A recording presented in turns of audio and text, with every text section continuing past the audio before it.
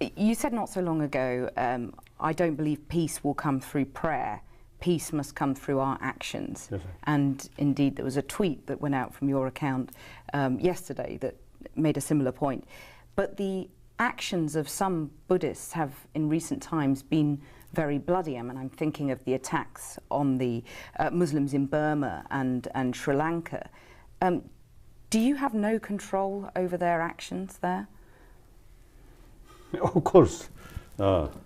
Even I think all the religious tradition, I think the supreme our teacher, like Jesus Christ or Buddha, cannot control all human mind. But isn't that abdicating? So now here, I think one my friend, one scientist, in many years ago in Argentina, our meeting, one physicist, he mentioned our meeting.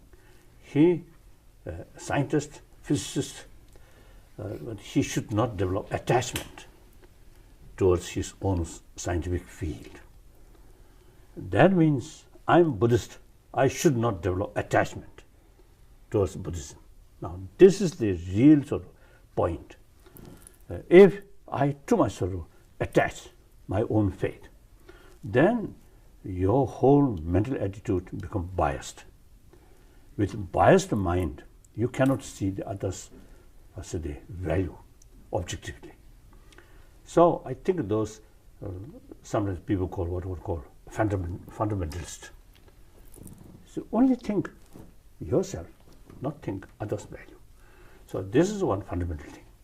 Then another thing, I think many cases some conflict in the name of religion, but reality, economy reasons or political sort of conflict, differences. So then people use the name of religion.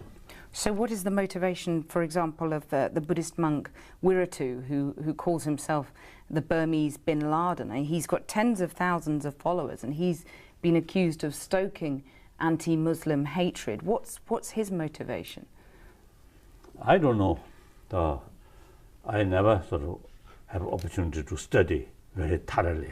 So unless we know the situation fully, just to make comment, almost like speculation, it's not much use. But you condemn him, presumably. Of course, these are wrong. Firstly, we must respect each individual's life, not only human being, but also other animals.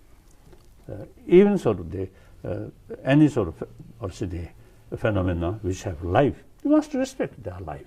So ecology, from Buddhist viewpoint, we must respect the life of trees or vegetation or these things. So then, human being, no question. This is number one. The second, it is Buddha's time when his own sort of teaching. He taught different sort of philosophical views to his own follower. That means, you see, he respects individual sort of mental disposition.